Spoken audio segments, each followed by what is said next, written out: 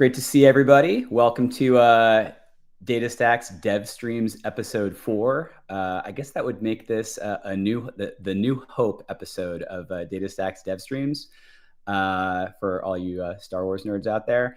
It's great to see you. Sorry, I'm gonna take these sunglasses. I just got back from React Miami, so I've got these sunglasses. It was an awesome event. Michael, I saw a ton of Black Triangle crew at React Miami. Were you there? I was not there. Nope. We rotate who gets to go visit when and where, and we're amidst the peak conference season now because we got React Miami that just happened. We got React Yeah. Conf coming up. We got Vercel Ship coming up as well too. So Yeah. yeah, we tried to spread that travel love across the Yeah. group. So I wasn't there, but I Well, do know that there was a fleet of people. yeah, it was it was an amazing event. I'm not sure how many people on the stream were at React Miami, but it's a fantastic event. Couldn't recommend it more highly. But hey, so welcome to today's live stream. Gonna kind of level set for folks that are tuning in. First of all, welcome. Like if you're here and you're in the chat room, feel free to introduce yourself and let us know where you're from. It's always great to see what cities and countries folks are dialing in from. Today's stream is going to be all about JavaScript and all about generative UI. And if you don't know what generative UI is, then this is like the right stream for you all to be tuned into, because quite frankly, I'm not sure that I knew what generative UI was as recently as a month or two ago. I feel like it's a term that's been coined kind of recently. And the more I've learned about it, the more, my head has kind of exploded a little bit. And it's made me think about all the things that are possible with AI and web development. So, all right. So let's talk a little bit about the agenda today. So we're going to try to keep this to a tight 45 minutes. We reserve the right to go over because we're all just really excited to share the stuff with you.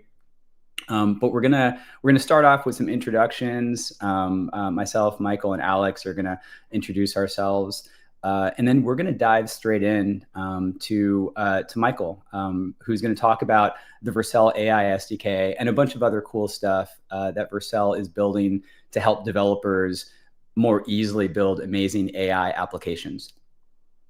So that's going to set the table for Alex, who's going to dive into this really awesome integration that DataStax built into the Vercel experience. I don't want to sort of spoil it, but basically, like, he's going to show you how from within the Vercel experience you can interact with DataStax databases and just get up and running super duper fast. And then I'm going to kind of close the live stream, at least from a content perspective, talking about kind of building on both what Alex and Michael have talked about, but sprinkling a little bit of data like into those components that we're generating in our web applications. And you'll see why as Michael is kind of going through his demo. But that's how I'm going to kind of like wrap things up. And then we will have time for Q&A. So that kind of takes me to a little bit of housekeeping. So first of all, I want to just say hello to everyone who's watching this stream. I know this is happening right here on the Crowdcast platform, and everyone in the chat room, hello. But this is also going out on LinkedIn and YouTube and Twitter. So just like hello and welcome to everyone who's watching. If you are here on Crowdcast, if you look to the right, most of you are already in the chat experience. And thank you so much for saying hi. We've got Olaf from San Carlos. Hey, Olaf. You'll also notice over on the right, there's a box with a question mark, and that is a Q&A component. And we would love for you to use the Q&A component to ask questions of myself, Alex, or Michael as we're going through the live stream, because it's just stuff gets lost in the chat. But if you ask it in the Q&A widget, it's a great place for us to kind of capture these questions. And you'll notice, even if you don't have a question to ask, or when you are thinking of asking a question, you can go review all the questions that other people have asked. And it's like Reddit or like Hacker News. You can kind of vote things up that you're like, oh, wow, like I want to know the answer to that also. So please use the Q&A widget. Please upvote things that you also want to know about. And it'll just kind of help us as we get down to the Q&A section. All right, moving along. So we're going to do some quick introductions. Let's see. Let me see if I can get to my next slide. Fantastic. All right. So this is always a fun thing to do. We've got new people on the stream every time we do it, and we're so happy to have Michael today. But we are all hopefully like we're new to a lot of you. So we're going to kind of go around the horn and we're going to introduce ourselves. So let everyone know where you're currently dialing in from, what you do at your company. And then the third question, which is kind of like, I like to surprise, I'm kind of the host, so I get to come up with these things.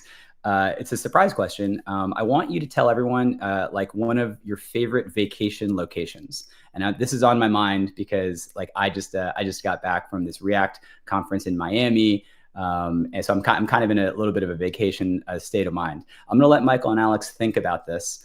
So I'll go first. So my name is Carter Rabasa. I'm here in Seattle, Washington. I'm not a native of Seattle. I actually grew up in the Washington, D.C. area, but I moved out here like over 15 years ago. So I've been in Seattle a really long time. I really love the Pacific Northwest. I work at DataStax, and I lead our developer relations team, which pretty much means I spend almost all of my time building cool generative AI applications, talking to developers, going to conferences.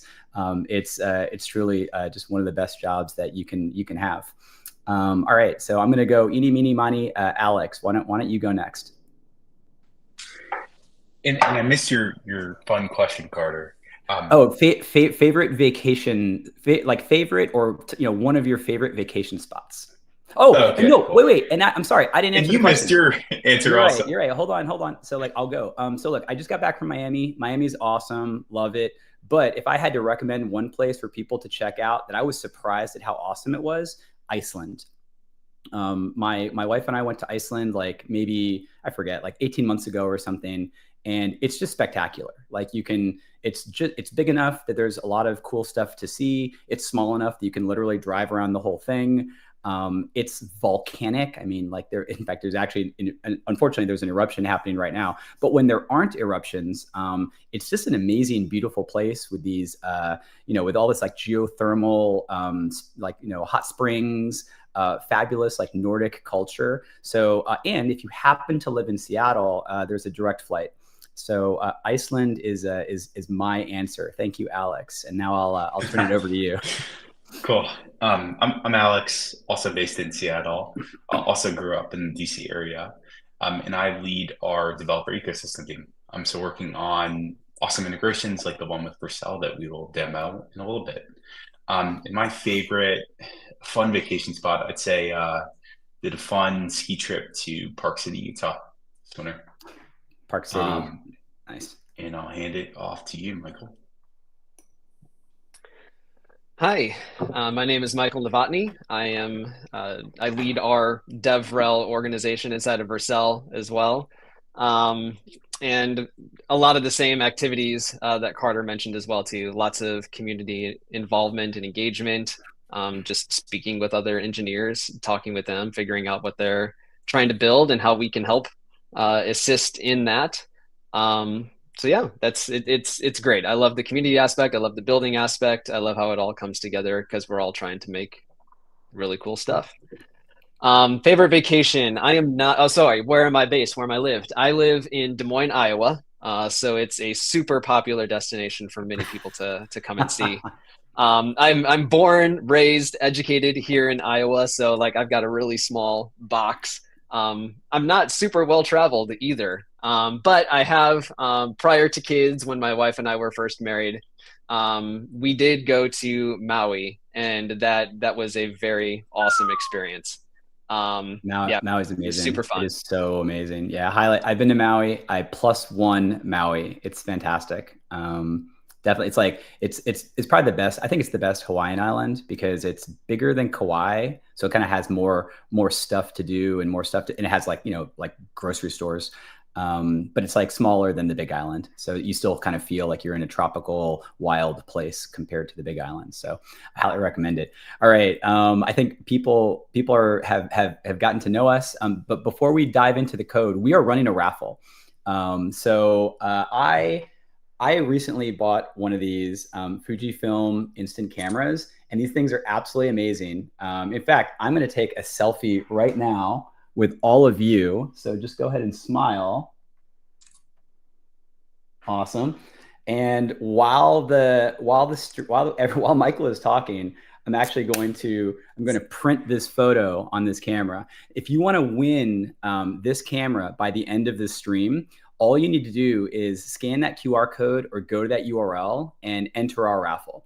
So don't worry, we'll put the link in the chat. But oh yeah, look, it's printing right now. This thing's amazing. So we'll put the link in the chat. But just go ahead and enter our raffle, and don't worry, we're going to pay this off. I'm actually going to use vector search at the end of the raffle to pick the winner completely randomly. Like, it's going to be super duper fun. So yeah, go ahead and scan that QR code, go to the URL. We'll Michelle or Alex or I will share the URL in the chat. But without further ado, I am going to turn it over to Michael, who's going to take us through everything that we need to know about the Vercel AI SDK and just this thing called generative UI. Yeah, thank you. Before we jump into some screen sharing and whatnot, I kind of wanted to paint a picture of where we're going to go and how we're going to get there. Just given the very broad audience here, I kind of want to start us from the beginning and work our way up a little bit to what generative UI is and why we believe it's a game-changing future for the next evolution inside of AI. But before we get there, we'll start with the basic building blocks. I'm not going to take you through some one-on-one session where we're talking about what is an LLM and all that kind of stuff. We'll go through. My goal is to go through a speed run of sorts, but from starting a brand new from scratch Next.js application, throwing in some Vercel AI SDK to get something built quickly. And then we'll dive into the more deeper parts of what we're here to talk about with generative UI stuff. Does that sound good? Cool, let's do it. And let me get to sharing screen.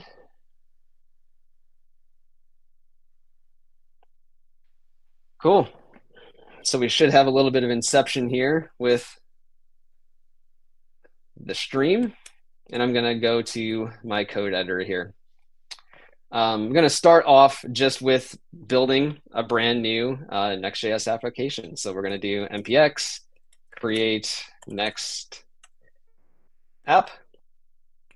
We'll make sure we have the latest version. Does that look big enough to you over there, Carter?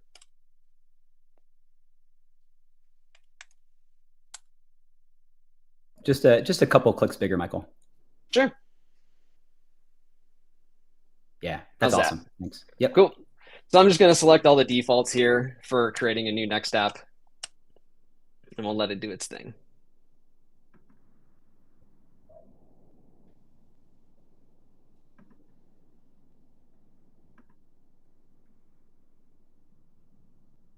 Cool. All done. I'm going to go ahead and open that up here. Oh, it looks like I got to increase the font here on this one too. All right. So this is just your basic, vanilla right out of the box Next.js application. And to show that off, we'll just do this. We'll get our local server up and running. Good to go. We'll pop over here and make sure that everything is working. There we go. Brand new out of the box Next.js application. And there's not a whole lot going on here. It is using the new app router, which was launched in Next 13. You can still use the pages router if you want to, but just because we're future focused here, especially talking about AI, we'll just go ahead and roll with the app router. And pretty basic setup. We have our layout, which pretty much doesn't have a whole lot of in it. It's just an HTML and body tag. And then we also have a page here, which has a lot more going on because of what you've seen on the screen there, where it has a couple of different links to documentation and whatnot, but we'll get out of that in a second. So really what I wanted to accomplish here was an introduction then to the AI SDK. I believe you all have a call to action link. I'm assuming it's being shown while I'm here. But essentially this just links to our Vercel AI SDK getting started documentation. And I think one thing that when people hear about AI, they think it's this big complex topic, which it is. There's some seriously smart engineers and companies out there doing some really cool and amazing things, and it takes a lot of brain power. But we wanted to make AI approachable to everybody. And it's the same reason why we built Vercel, the platform. It's the same reason why we built Next.js, the framework, right? All of it is to accelerate you from whatever idea you have to a finished product as quickly as possible. And the AI SDK accomplishes that same thing. You can go deep into the weeds with, all the different AI APIs out there and not, and their docs and, hooked up to them, all that kind of stuff. But again, in the name wanting to be productive and get started quickly, that's why we created the Vercel AI SDK. Not only does it allow you to interface with a whole bunch of different AI APIs, but it also gives you some benefits in consistency as far as what to expect for output. And we'll talk about why that's important along the way as well too. So I'm not going to read the quick start here verbatim, but we're going to skim through this real quick, just again, to show you in a speed run type fashion, how you can get started with AI and building AI applications super quickly. So we've already created our next app. We don't need to do that. There's a few additional things that we're going to need to install here. Probably should bump up the font here as well too. So we're going to install the AI SDK. We're going to install OpenAI, and we're going to install Zod as well too, which is essentially just a validation framework around schemas and whatnot. Yeah, Zod's awesome. So we're gonna go ahead and install those three. All right, we're good to go. And we need to have an open API key. I realize that I'm going to show it here really quickly. I'm going to kill this key as soon as I am done demoing, so don't get any crazy ideas. But we're going to go over here. We're going to add our, I'm going to do this here. I'm going to quickly flash up my notes, get my key, replace it here, do that, do that, do that. We're out of here. And then we're going to create an API route for chat for us to go and interact with an AI API. In this case, we are using OpenAI, and we'll talk through what's going on inside of here as we build it. So we're going to create a new path and file. We're going to do API, we're going to do chat, and we're going to do route.ts. And we're going to paste in the code, and we're going to walk through it here real quick. So we have the OpenAI package, and we also have the Vercel AI SDK. And we have two exports here, an OpenAI stream and a streaming text response. We go ahead and initialize, talking to OpenAI with our API key. And then we just have a simple post request where we're taking the message that is sent to it, and we'll get to building the UI there. We're connecting it to OpenAI, specifying the model, saying that we want streaming and all that kind of stuff. And then we pass it to Vercel AI's SDK, OpenAI Stream, which essentially allows us to start receiving information as soon as OpenAI starts sending it back to us and displaying it back to the screen, which is what this streaming text response is. So we're opening the stream, and then we're passing it back to the UI is what we're going to do here. So that's it so far. We've covered 25 lines of code there, and we're already talking to OpenAI. Next, we're going to wire up a simple UI. So I'm just going to copy everything that's going inside of here. And again, we'll talk through it real quick too. So I'm going to open up my page. I'm going to paste it all in here. And let's minimize some stuff here so that we can actually see what's going on.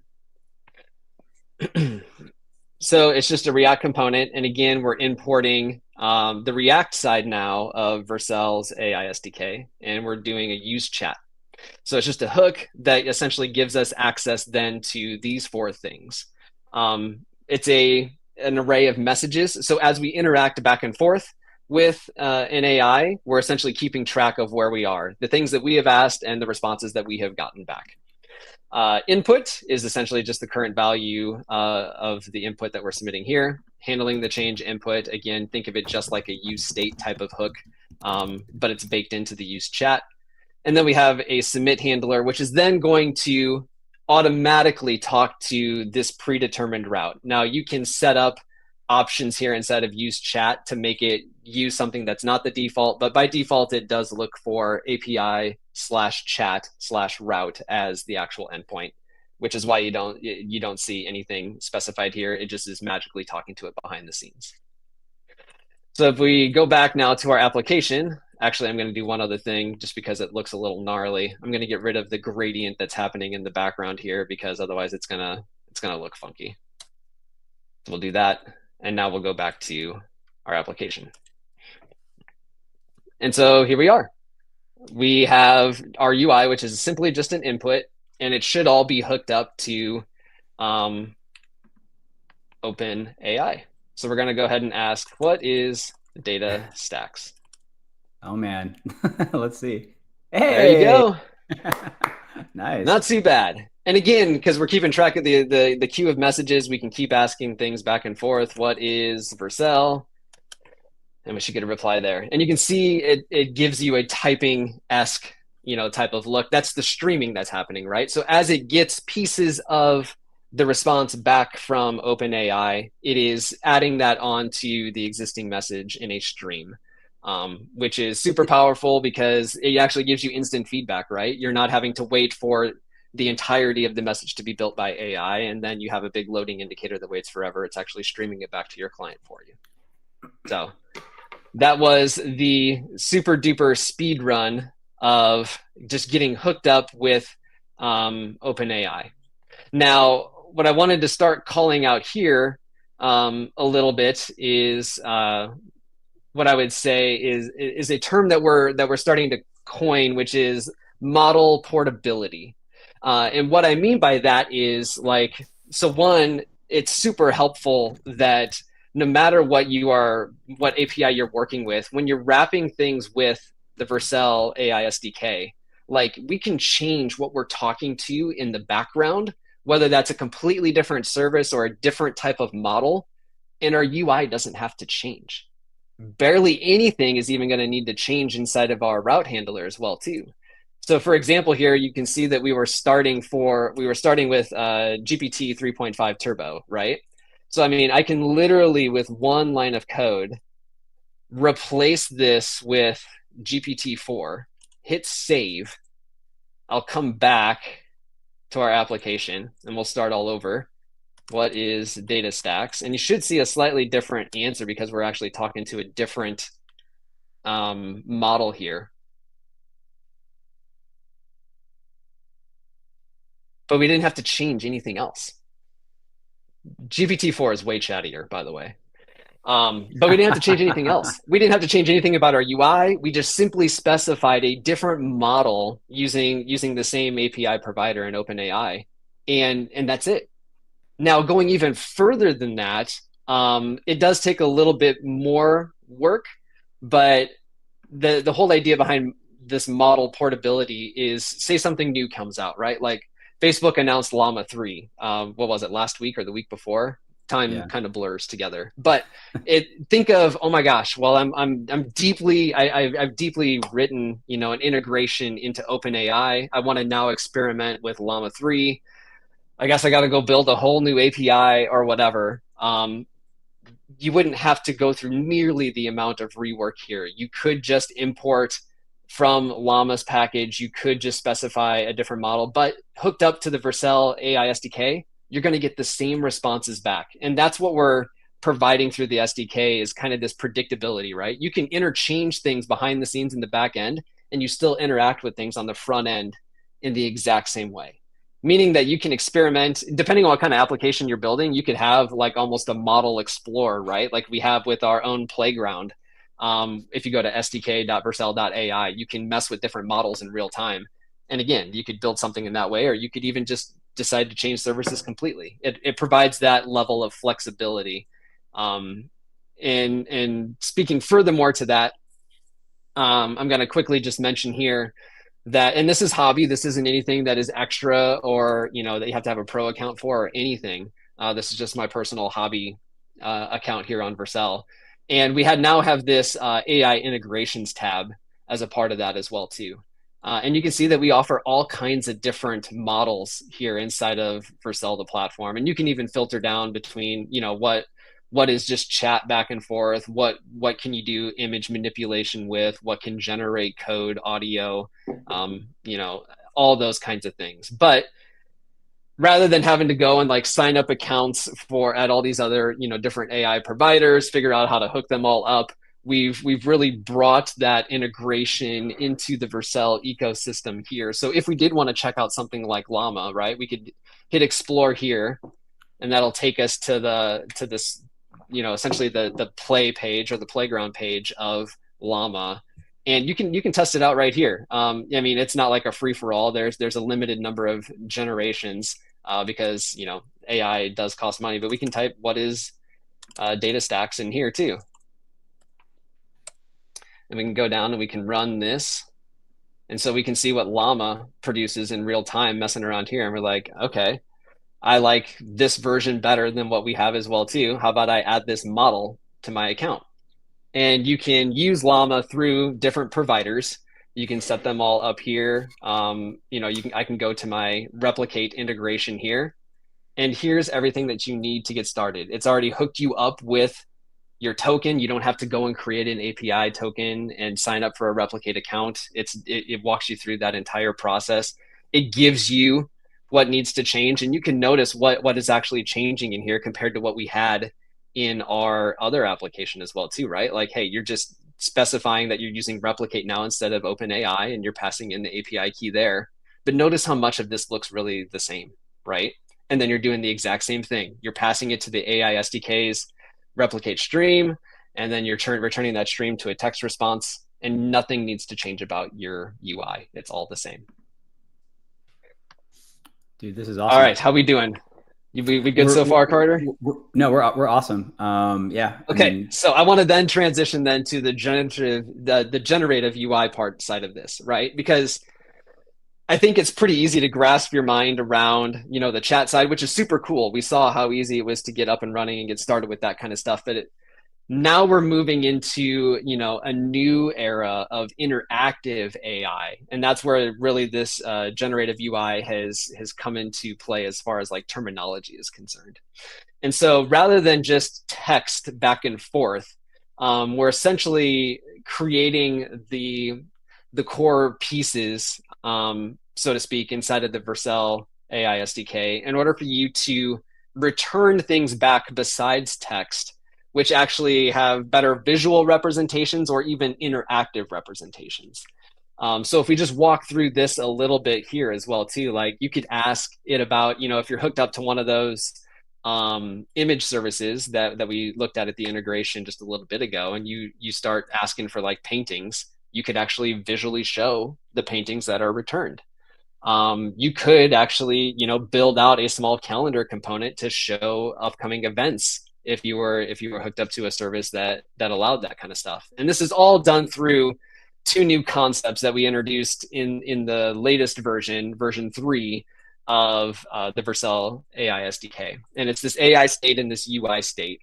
And essentially it just allows you to control all the way down at the response and server level the ability to create your state models, but then also return React server components streamed back to the client, where you can actually do interactive stuff.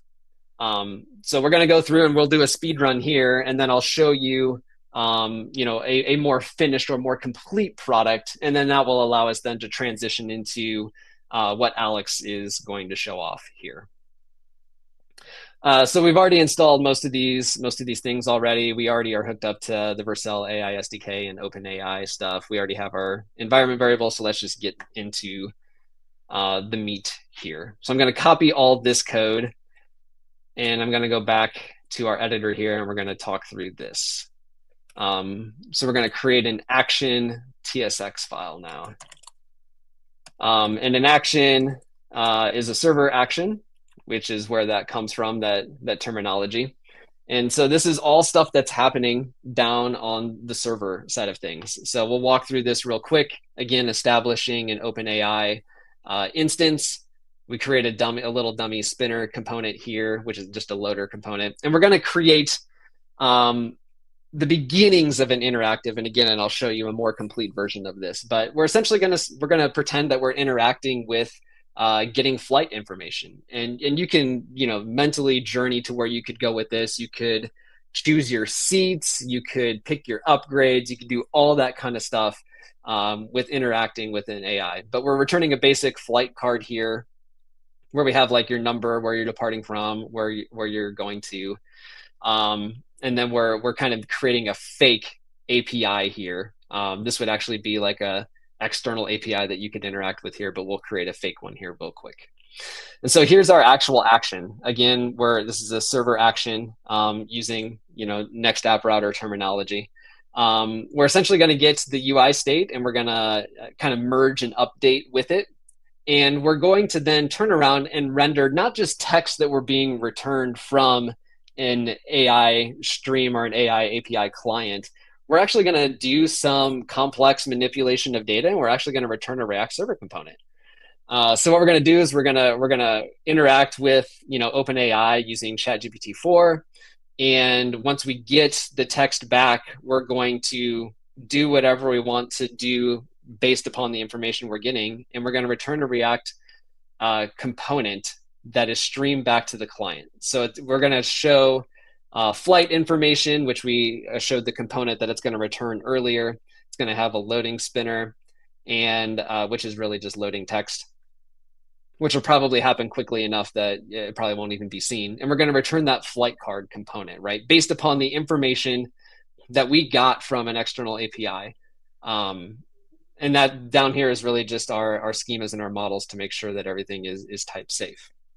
That's really what's going on in this file. But it gives us the opportunity to merge AI responses and even other external responses, which again, Alex is going to get into, databases, other API calls, whatever you need to do to put together your answer and your information to then render an interactive UI. We're going to scroll down past all that code. And now we're going to go and we're going to copy this code into the layout.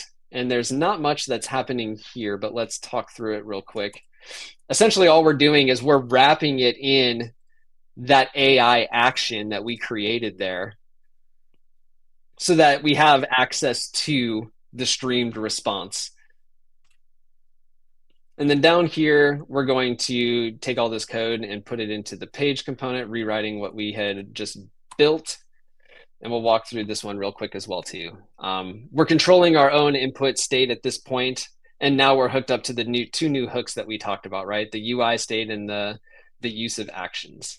And so we're going to, again, keep track of our messages here so that we can continue to build on top of each other there. But whenever we submit the form now, we're going to essentially wind up calling that server action and getting the streamed response back instead is really all that's going on here. So if we go back to our application and we didn't mess anything up, which is the joy of live demos, right? So we're going to send a message here, and I'm going to ask about flight. Man, if I could type. We're going to ask about flight 111. Come on, demo people. You can do it. There it is. There we go. Flight information for 111 departing from New York, arriving in San Francisco. And again, we kind of faked that API, but I think that's going to set us up for what Alex is going to talk about here.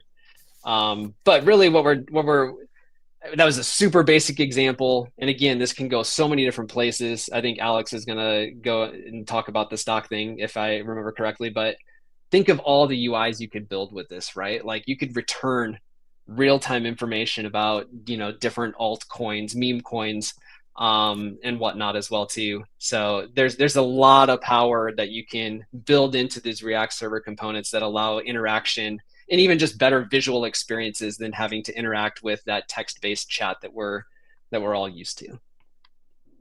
All right, I'm gonna stop there and I'm gonna hand it over to Alex. I think he can pick it up from here. Awesome, Michael. This is ridiculously cool. Yeah, it's like it's sick. Yeah, we'll. Well, I think the biggest thing to realize is just like it lowers the barrier, right? Like it doesn't have to be this intimidating thing. You can really start messing around pretty quickly and pretty easily without a whole lot of effort and a lot of work.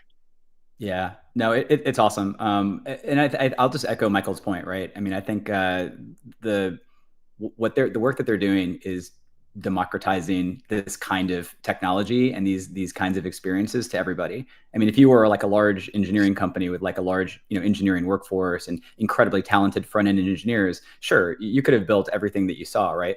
But this is just putting these capabilities in the hands of all of us for weekend projects. And it's just it's great to see. It's one of the reasons I love it so much. It's not even just that, but it's like what is the key differentiator for your business? Whether it's you as a weekend hacker or even you as a big company, like is creating all these API wrappers to interact with these different models and LLMs and APIs. Is that really the key differentiator? No, it's probably your product. It's probably your experience, right? And so it's That's like, let go of those things. And it's not saying that you're not capable as an engineer. You're probably very capable as an engineer, but it's what is the most valuable use of your time? That's really what we're talking about here, is how can we accelerate that idea and not get caught in the mundane and the minutia of getting connected to all this stuff. Let's get to building. Let's get to creating. That's the fun and exciting part. Well said, and great transition to Alex. So Alex is going to dive in to showing all of you, once you are using Vercel and you're building on Vercel, how can you sort of connect what you're doing to real data and real databases. So Alex, why don't you take it away? Yeah, totally. So let's say, so Michael loved your chatbot example and UI example. So let's say you want to build kind of a more complicated chatbot, right, that has access to some of your business's data. You would need to hook up the chat UI Michael just showed to a vector store. And we've now made that just ridiculously easy to do with Vercel. So I'm just going to take over the screen share. Cool. So this is the dashboard of my Vercel account. Michael showed this a bit earlier, but we'll share the link at the very bottom if you want to create a Vercel account. And you'll notice there's an integrations tab on the top left. I'm going to go ahead and select the integration marketplace. And what Vercel has done is they made it super easy to connect Next.js apps to a bunch of different tools. And now, as of last week, they now made it super easy to connect to an Astra vector store. So I'm just going to go ahead and click this. And here we have two options. We can either add the integration to an existing Vercel project, or we can create we can use one of our templates. So I'm just going to go ahead and select just the simple chatbot template. Really, this is kind of based off the example Michael showed to show how easy it is to get started with Vercel and Astra. So I'm going to hit select template. I'm going to click this deploy button. And here we get into the project creation and integration setup flow. So I'm going to be asked to create a Git repo. I'm just going to name this Ragbot Starter.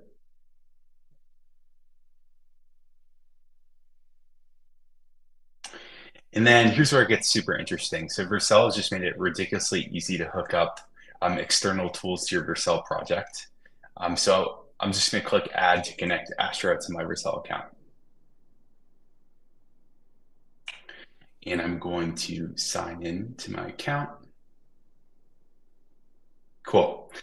So now I'm in my Astra account. I've created one before this call. It's completely free. So feel free to give it a shot. We have a really generous free tier, so you can do all this for completely free. I'm going to select my personal org. And I've created a database before this call, so I'm just going to select the chat database. And when I hit complete integration, this is going to connect my Vercel project to my Astra database. So I'm going to go ahead and do that. And this is going to kick me back into the Vercel setup flow. So here I'm going to be asked to plug in a OpenAI key. I'll just do that real quick. And I'm going to click deploy. So what's happening now is we're kicking off the Vercel deploy. So this is going to install dependencies, load some sample data into my Astra database, and set up the entire project. This is going to take kind of a couple minutes. So while this is setting up, I'm going to go over to Astra to show the data being loaded.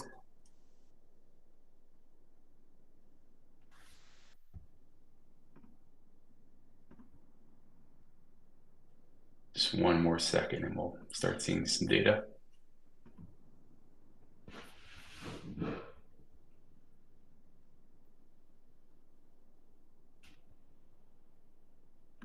you can see kind of walking through all the build steps here.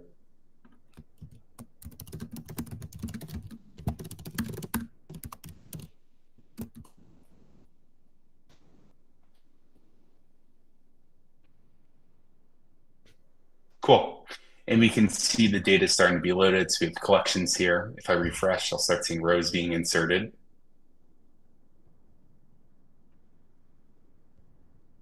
There we go. So we have 11 records in Astra Data Explorer. We can see we're just loading some sample support URLs to include in our chatbot. Cool. We're just loading more data.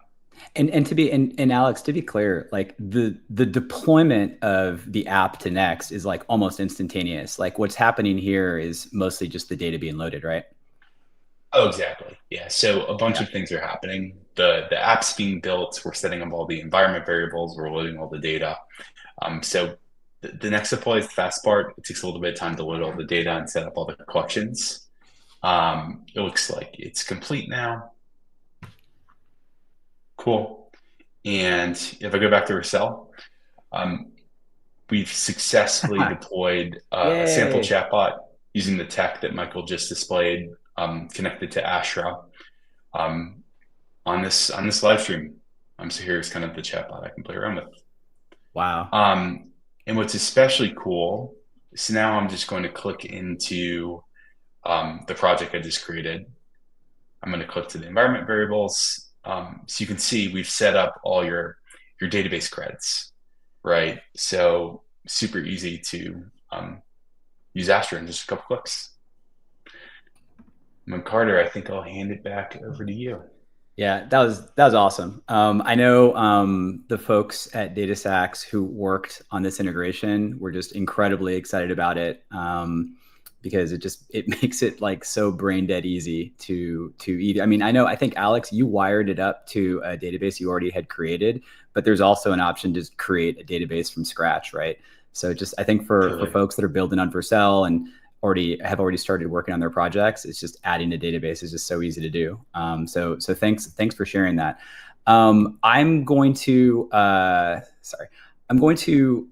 speed run through what I want to share with all of you to kind of close out this live stream, right? So Michael's just absolutely beautifully set up like all the stuff that comes with the Vercel AI SDK that just takes a whole class of concerns away from you as a developer and just makes it easy for you to focus on like your idea, your business logic, like the stuff that you care about.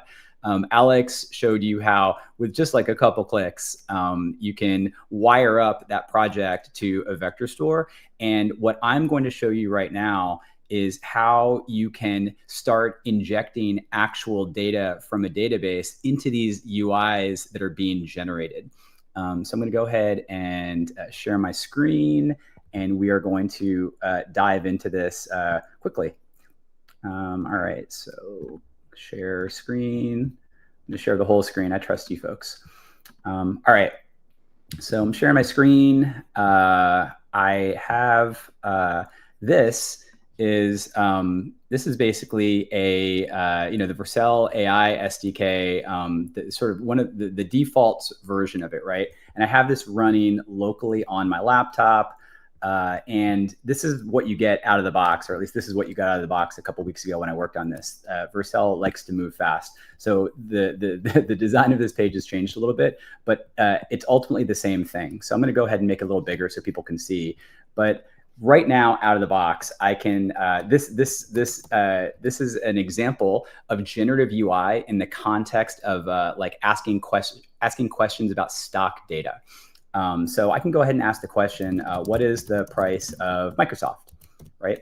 And you can see that the AI SDK, the way that it's wired up, it understands exactly what your question is and what you're asking for.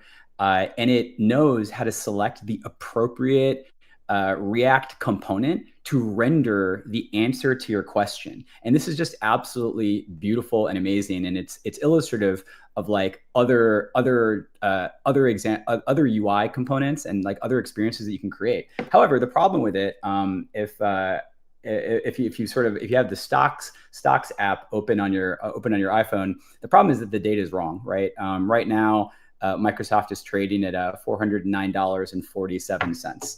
So cool. So like, as Michael said, like this is a fantastic beginning to the app that you're trying to create. But the question is like, what do we need to do to actually make the data real? This is for folks that build in generative AI, this is kind of referred to as a hallucination, right? Like the data, it looks real, but it isn't real. So I'm going to just very quickly walk through what it would take to get real data and create experiences for your end users that are accurate.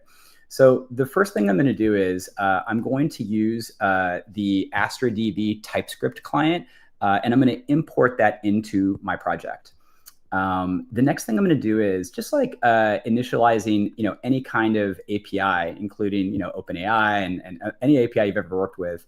I'm going to use these credentials from my environment to initialize this data API client.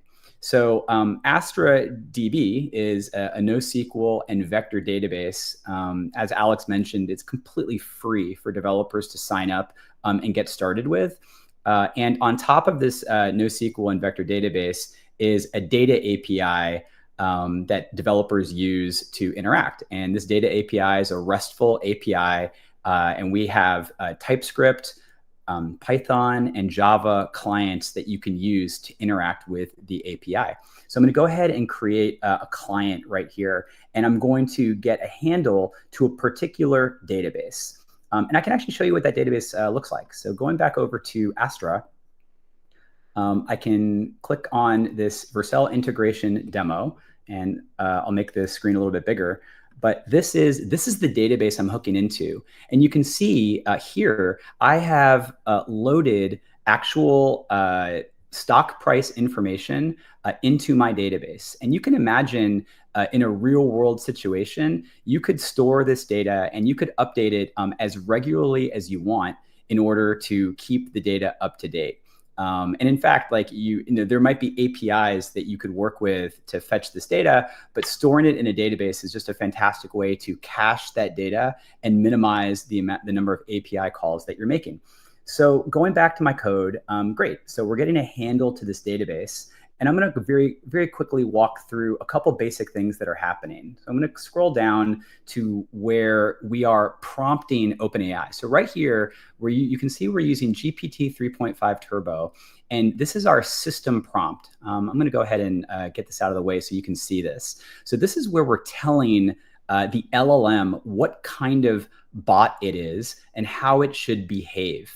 And this is the magic of both the Vercel AI SDK and OpenAI's function calling capabilities. So I'm going to highlight this right here. we are telling the LLM explicitly that if the user wants the price of a stock, we're actually telling it to call a specific function. This is OpenAI's function calling capability. And as a developer, this is completely like, this is your playground, right? Like, you as the person building the application, you can create as many of these functions as you want, and you can create as many of the associated UI components as you want. And the LLM is basically just helping the user get access to the functionality that they're interested in. So instead of, think about traditional UIs where, you have a nav or you have a menu where the user is having to be really explicit about what they want to do. This just enables users to interact with your application using natural language, and then the LLM figures out what component to render. So great. So show stock price is what we care about. Down here, this is pretty brilliant.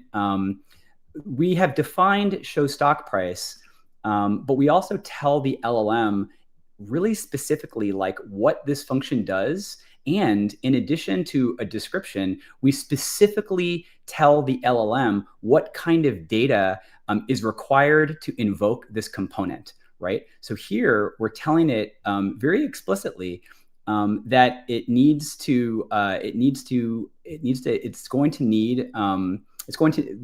is going to need to return like the price of the stock, the name or symbol of the stock, and the change in the price of the stock. This, in the absence of what I'm about to show you, this is where the hallucinations will come in. Like, if the LLM knows this information, it will pass it back. But if it doesn't know this information, it will effectively make something up. And now we're going to mitigate that. So like, what we want to do is, once again, there's a function called show stock price. So if I scroll down here, you'll start to see these sections that are completion on function call.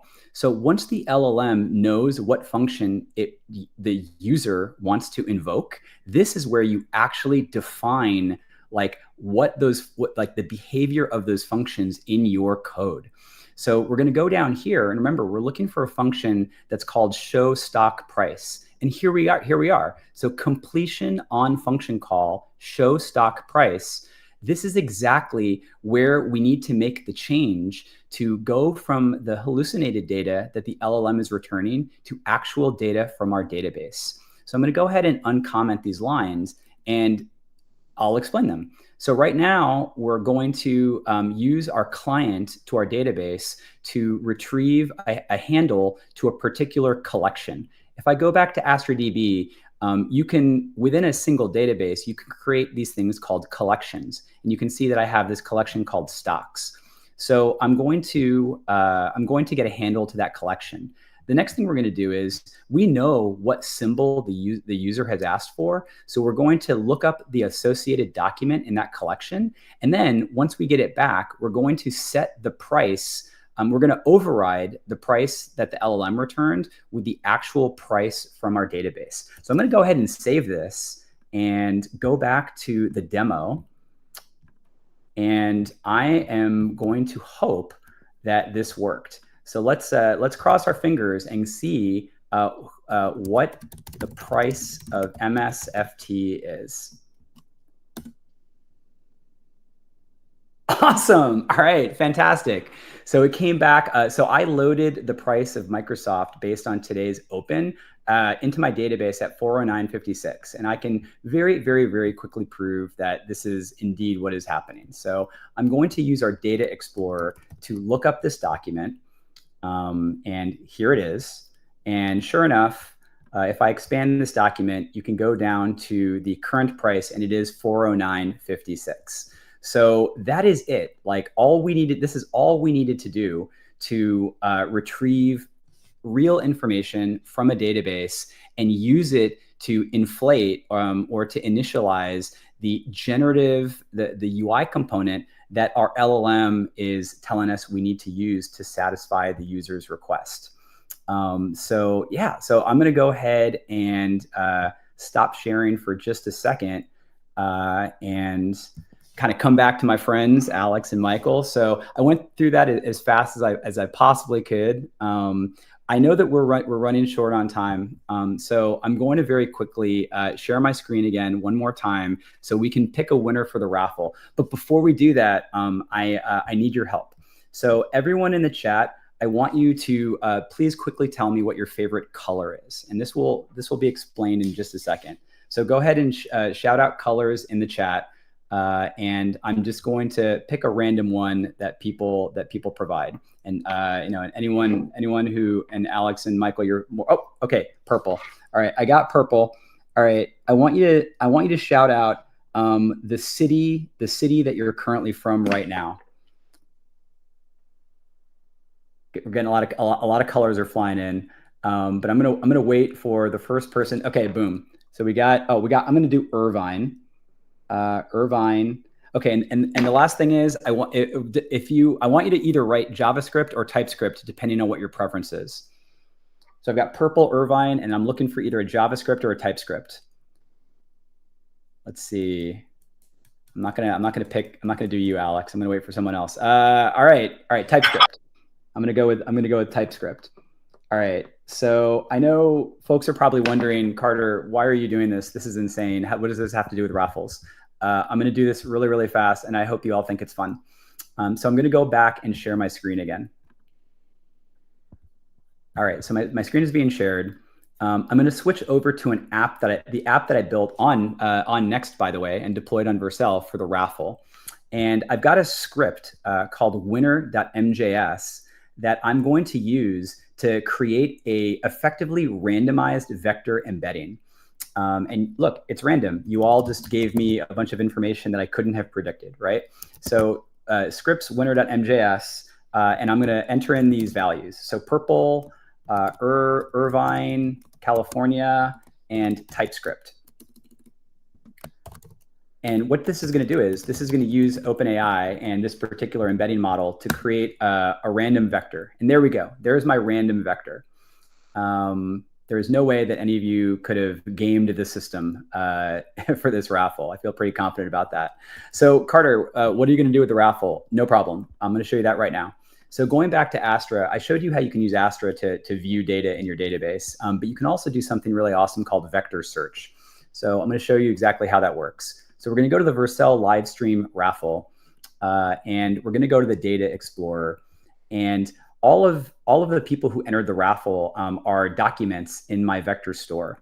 And I am going to go ahead and basically do it. And sorry, as your records were being inserted, there were vector embeddings created for all of you in your documents. So I'm going to go ahead and apply this vector search, and whoever shows up at the top of the list for vector similarity is going to win this camera. Assuming that it's a valid name and valid email address. So 3, 2, 1, go. All right. So Irfan Ansari, you are the winner. So congratulations. I hope you're super excited about this. We will reach out to you with your shipping information. But yeah, I'm going to go ahead and stop sharing my screen. But that is a very, very quick and abbreviated way of picking a random winner for the raffle. So thanks so much for everyone who entered. And Irfan, we are going to reach out and contact with you and hook you up. Okay, so we've gotten through that. We're almost entirely out of time. We just had way too much fun, diving into the Vercel AI SDK and all this stuff. Very, very quickly, I know we had a lot of questions in the Q&A, and I want to try to go through just a couple of them. And Michael, these are mostly for you.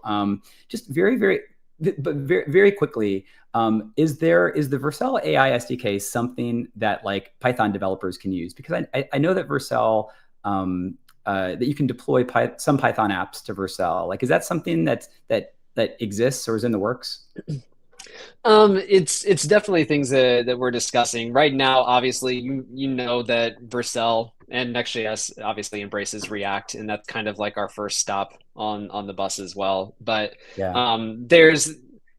there's things coming that will set up the foundational layers for other technologies to sit on top of this. So I would just say more to come. Yes, we are Yeah. thinking about it. Just nothing that I have to like gift you all today. Yeah, no worries. And like, and sticking to the sort of full stack JavaScript universe, does the Vercel AI SDK work with like other frameworks that people should know about?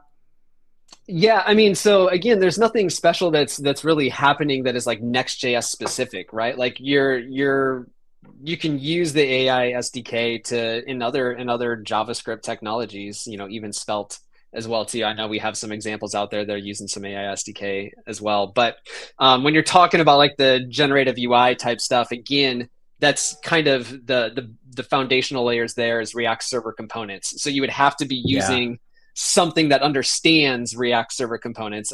Next.js, you know, has that implemented and it knows how to use it. But as other frameworks and whatnot start adopting React Server components as well too, then they would be able to take advantage of those things as well.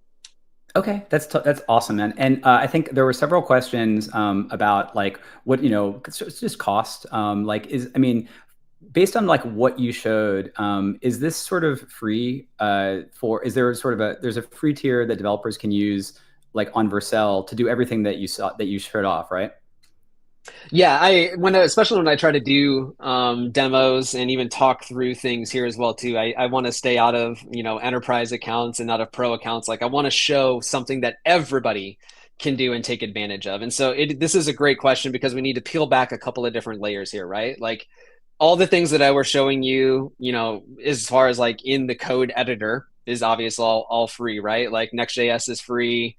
And when we're showing things in the Vercel AI SDK is free. I mean, there's nothing that's gatekeeping you from a cost perspective there. Everything I showed you in Vercel was all on the hobby account, which is our lowest tier. You're not paying, anything there. So like I mentioned, even during the stream, there isn't an endless amount of like free things that you can try inside of, like an AI integrations page. Otherwise, you wouldn't need to go to like ChatGPT and whatnot. You could just keep using Vercel for free.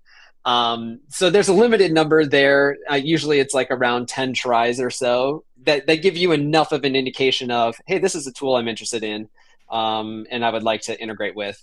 And then beyond that, the cost is more of a downstream type of cost, right? Like I could deploy and launch everything that I built inside of VS Code today out on a hobby Vercel for free, and it would be just fine. But when you're integrating, you may have briefly saw it when I pulled up like, hey, I want to integrate with Llama, right? And it said, okay, great. You can use these 3 providers, right? Replicate, and a few others. And then it showed like you can do this many interactions for this kind of cost, right? So there is a downstream cost for integrating to some of these other providers, directly, even with like OpenAI and whatnot. You might have to pay for credits downstream from there, but you should be able to do a decent amount for free for quite a while.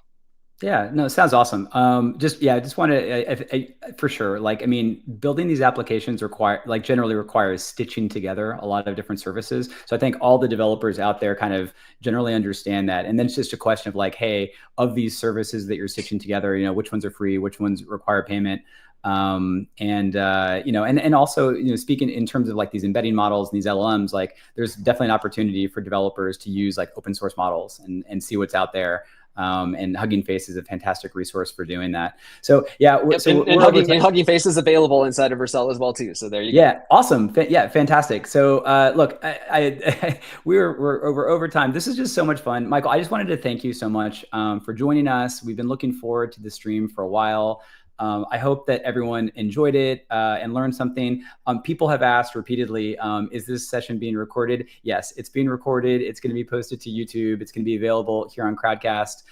So for folks, friends and colleagues that weren't able to attend, don't worry, it's going to be here.